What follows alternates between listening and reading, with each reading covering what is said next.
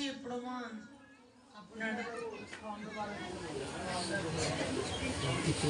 যদি আমার গোবিন্দের এই মহান বেণুর ধ্বনি যদি আপনাদের কর্ণ দিয়ে যদি মন মন্দিরে প্রবেশ না করত, শোনার ভাগ্য যদি না হতো, সবাই সবই কিছু রেখে আজ এখানে পাগলের মতো করে ছুটে আসতে পেতেন।